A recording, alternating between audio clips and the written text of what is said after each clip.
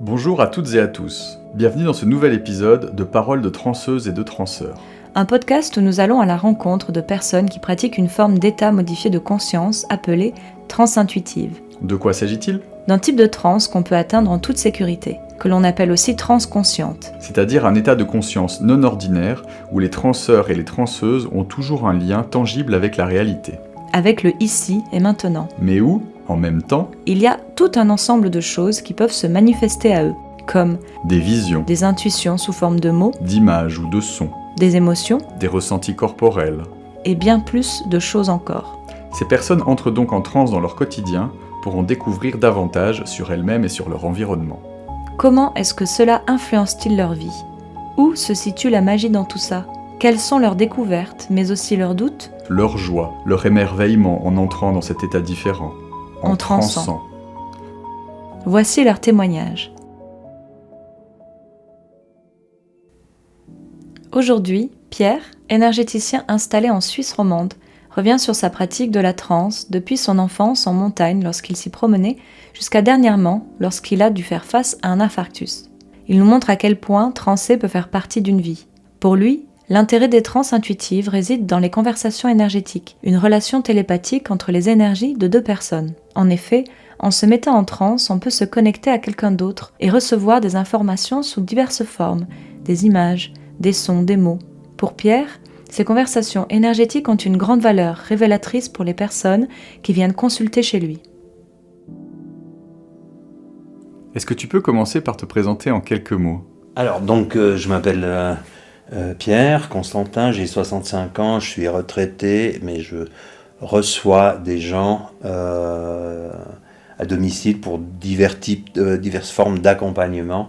Mais c'est vraiment un peu de tous ordres. Voilà. Maintenant, est-ce que tu peux nous dire, nous présenter comment est-ce que la transe s'est manifestée tout au long de ta vie ? Il y a des souvenirs bribes comme ça, parfois de contemplation, en particulier en montagne ou à certains endroits où il y a eu des moments de sentiment de ne plus être juste un être seul, comme ça, mais de faire partie d'une vibration plus large, de façon plus systématique et plus travaillée. C'est quand adolescent, enfin j'ai commencé à 12 ans à faire du karaté, Shotokan, mais un peu d'une façon à l'ancienne. Le prof, il avait passé 8 ans dans un dojo au Japon et il était encore un peu de l'ancienne école. Et de temps en temps, on se mettait dans une position qu'on appelait Kivadachi, et qui est une position de cavalier de fer, enfin comme ça, et puis d'essayer de tenir le plus longtemps possible, et en fait jusqu'au moment où on tombait. Et je me rappelle que peut-être la 3e ou 4e fois que c'est arrivé, quand je suis tombé, j'ai eu le sentiment que c'était pas moi qui tombais, que c'était le corps qui tombait, et j'étais en flottement. Et ça donnait une liberté, et en même temps, j'étais là, et je voyais mon corps. D'un coup, je me suis dit, tiens, il faut que j'y retourne. Et j'avais le sentiment de devoir enfiler un costard qui était beaucoup trop encombrant, et c'était, est-ce que j'y retourne vraiment ? Parce que c'est vraiment lourd, c'est vraiment compliqué. Et puis en même temps, il y avait un peu cette appréhension de se dire, mais si j'y vais pas, où vais-je ? Enfin, qu'est-ce qui se passe ? Mais c'était un travail sur la douleur, sur l'effort et sur l'au-delà de la douleur et de l'effort, quand tout à coup, il y a plus de douleur, il n'y a plus d'effort et il y a un autre état. Et puis ensuite, l'absorption de produits, le peyote, la mescaline, la datura, qui m'ont amené à des états effectivement dissociés, avec cette gêne à chaque retour, dans le sens qu'il y avait toute une partie de moi qui en fait était anesthésiée. C'est-à-dire pour faire révéler l'autre partie, la partie énergétique, il fallait endormir la partie métabolique, enfin le mental. Et donc, empoisonner l'un pour faire parler l'autre m'a toujours semblé disharmonieux. Jusqu'à, il y a, en effet, où Simon, tu es passé à la maison, et on a tenté un exercice pendant 3 jours à faire de la transe sous ta conduite. Voilà, et c'est comme ça que je suis arrivé à la transe intuitive et aux formes qu'on a pu donner ultérieurement. Et ensuite, qu'est-ce que les trans intuitives ont permis dans ta pratique des états modifiés de conscience? Je sentais que c'était juste une autre façon d'aborder la même chose. Mais ce biais, cet angle-là, me semblait éminemment intéressant. Facile à utiliser, rapide, probablement efficace. Du coup, le goût est venu, puis c'est parti assez vite, puis la bande-son était vraiment un élément qui aidant complètement, mais qui a permis de comprendre assez vite comment ça se passait et quelles étaient les ondulations du corps, puisque on est là de façon complète, donc, et de pouvoir assez vite auto-induire une transe. Il y a peut-être au début une sorte d'étonnement de se dire c'est que ça. Cette simplicité était totalement rassurante, permettait de désacraliser et de désencombrer culturellement cet outil. Et quel a été l'impact de la transe dans ton quotidien? Au quotidien, à titre personnel, eh bien, c'était soit assez rapidement à pouvoir se faire des mini-trans assez rapidement, et puis le fait d'avoir fait plusieurs ateliers avec vous fait que voilà, il y a une autonomisation à pratiquer, et donc en certaines circonstances de le faire. Alors, je suis pas tellement quelqu'un qui fait les choses de façon quotidienne et régulière. Alors je l'utilise quand le besoin s'en fait sentir. Enfin, quand je le ressens comme tel et je me dis « Ah, là j'ai besoin de ça ». Ça peut être curatif, ça peut être préventif, ça peut être... peu importe. C'est un outil qu'on a tout le temps dans sa poche, en fait. Et justement, est-ce que tu aurais un exemple d'utilisation de la transe que tu aurais eu dernièrement? Bon, il se trouve que il y a 6-7 mois maintenant, je crois, à peu près, j'ai fait un infarctus du myocarde. Et pendant, je pense que je me suis mis tout de suite dans une transe légère, mais qui permettait d'être calme, posé, faire les choses, organiser le secours, préparer les choses, et arriver sur place et pouvoir faire tout de façon ambulatoire, sans injection de calmant, de choses comme ça. Et ça, c'était vraiment fluide et avec une pure présence au moment et qui était importante. Donc j'étais seul en plus dans cette chambre, donc c'était aisé de faire de la transe plus ou moins profonde. Et là, ça s'est avéré très vite, j'ai eu les réponses assez rapidement.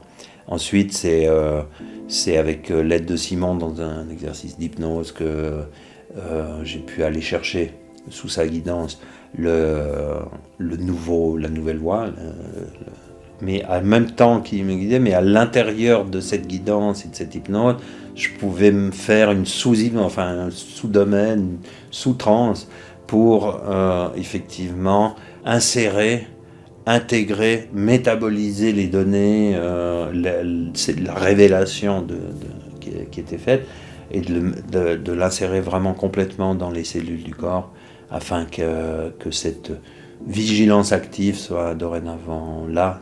Et c'est stupéfiant à quel point, justement, on peut la démarrer totalement, très très vite, et en donnant le sentiment aux gens qui vous entourent que vous êtes juste là avec votre mental, quoi.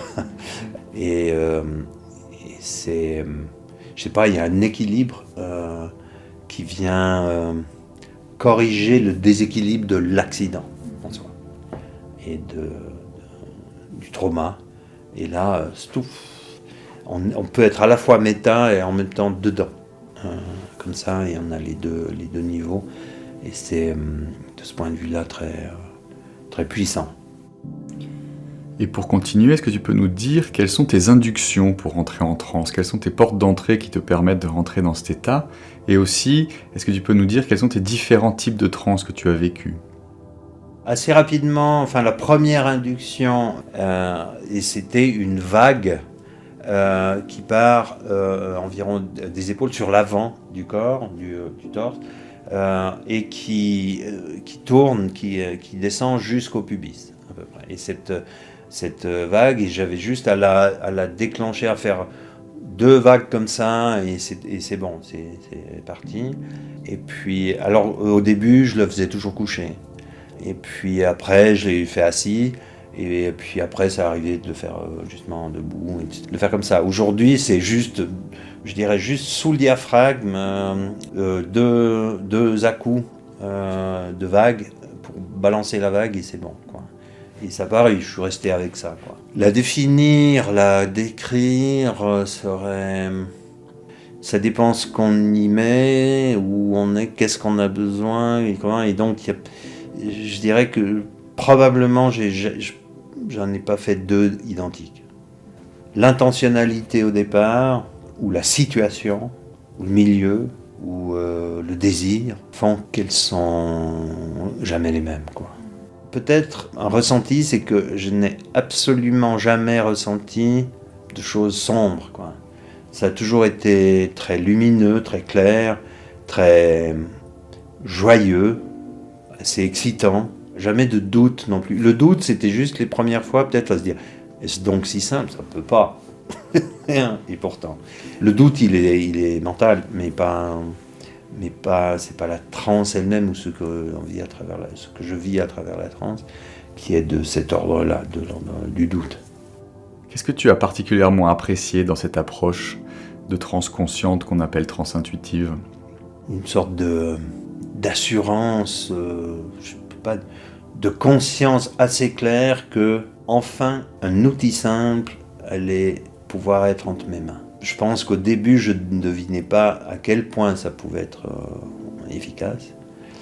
Et d'ailleurs, je pourrais parler d'un des usages que je trouve quand même remarquable, notamment celui de ce qu'avec Simon construit ensemble, qui est les conversations énergétiques, ce qu'on avait appelé, en tout cas moi j'aime toujours bien appeler conscience A, conscience B, conscience A étant celle du corps physique, celle qui relève du cerveau, du mental, disons, et la conscience B, cette conscience énergétique, plus émotionnelle, plus ressentie, plus holistique, et de les faire travailler ensemble. La transe et les conversations énergétiques permettent à ce que la conscience A pose des questions à la conscience B et que celle-ci y réponde. Alors ça, pour moi, c'est vraiment un truc assez révolutionnaire, quoi. C'est puissant. Bien sûr qu'il y a une préparation un petit peu de la personne à être dedans, à être prête, etc. et tout, mais c'est parfois troublant, c'est parfois pas simple à faire entendre à la conscience A de la personne qui est interrogée, mais c'est un accompagnement passionnant et vraiment, ça c'est un outil extrêmement efficace. Le seul, non pas bémol, mais le seul petit frein, c'est peut-être l'acceptabilité par les personnes de se dire ma conscience A va questionner ma conscience B, elle va me donner des réponses, et les réponses ne plaisent pas du tout à la conscience A, et donc l'idée du rejet pourrait être faite. Et ça, c'est un petit peu est-ce que c'est audible par tout le monde?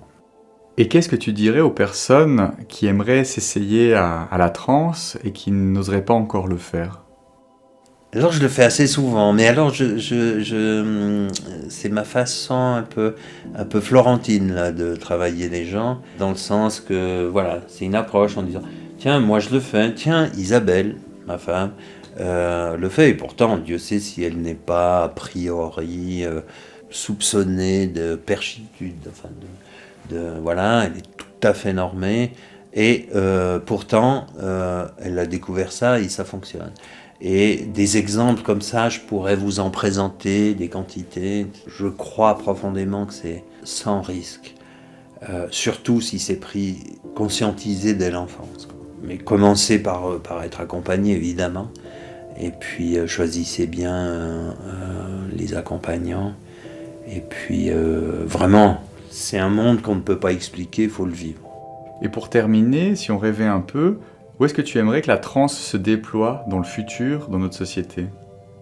Oui, tout à fait. Alors j'aimerais bien qu'elle soit la plus démocratisée possible, dès l'enfance, que ça fasse partie des premiers pas des humains dans le monde, notamment pour ne pas perdre le rapport avec l'environnement, la nature, avec l'univers, avec le ciel, avec la terre, avec les énergies, avec toutes les fréquences qui passent. Je préfère le développement, la démocratisation, l'entrée de la transe ou le retour de la transe intuitive chez tous les humains plutôt que l'intelligence artificielle. Voilà. Bon, ça c'est un mec de 65 ans qui parle. Merci Pierre. Merci beaucoup. Rendez-vous après les vacances de Noël pour un nouvel épisode. Cette fois-ci, nous accueillerons Sonia qui nous racontera comment elle a recréé un lien avec la créativité grâce à la transe. Passez de belles fêtes de fin d'année.